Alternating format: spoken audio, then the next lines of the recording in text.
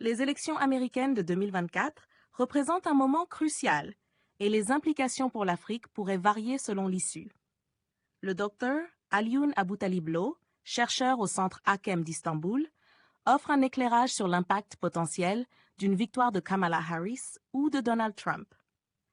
Que ce soit sur le plan diplomatique, économique ou sécuritaire, les orientations et priorités des deux candidats diffèrent. L'intérêt des États-Unis pour l'Afrique reste limité par rapport à d'autres régions du monde.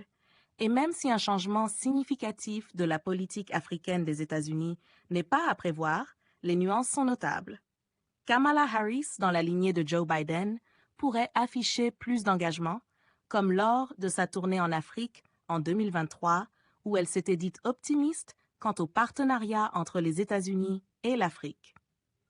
En revanche, Trump, lors de son premier mandat, n'avait montré qu'un intérêt marginal pour l'Afrique, malgré l'initiative Prosper Africa de 2018. Sur le plan commercial, l'AGOA, dont le renouvellement est prévu pour 2025, est un enjeu majeur. Ce programme de commerce reste un outil de diplomatie économique influent.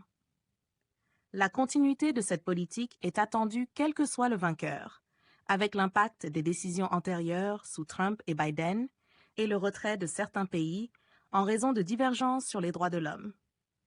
Côté investissement, Kamala Harris pourrait poursuivre la dynamique amorcée lors du sommet US-Africa de 2022, renforçant les promesses d'investissement, notamment dans la digitalisation et l'innovation. La concurrence avec la Chine, qui investit massivement dans les infrastructures africaines, reste un facteur déterminant pour les États-Unis. Trump, avec son approche concurrentielle, pourrait continuer cette stratégie d'endiguement.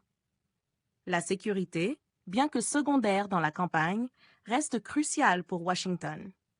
Avec des bases au Sahel et des tensions géopolitiques face à la présence russe dans la région, la nouvelle administration devra revoir sa stratégie pour maintenir ses positions, surtout après le retrait forcé des troupes américaines du Niger.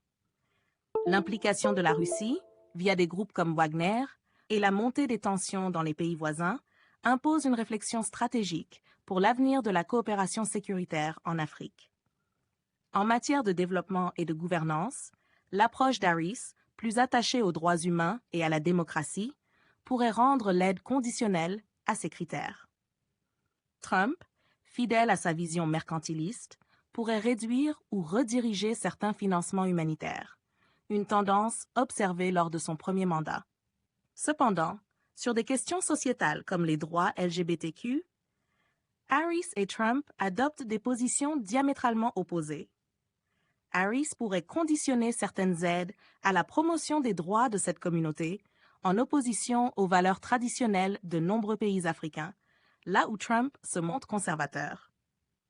N'hésitez surtout pas à liker si vous avez trouvé ces informations utiles. Partagez votre avis avec nous dans l'espace des commentaires et abonnez-vous à la chaîne pour ne rien rater de nos prochaines vidéos. Merci.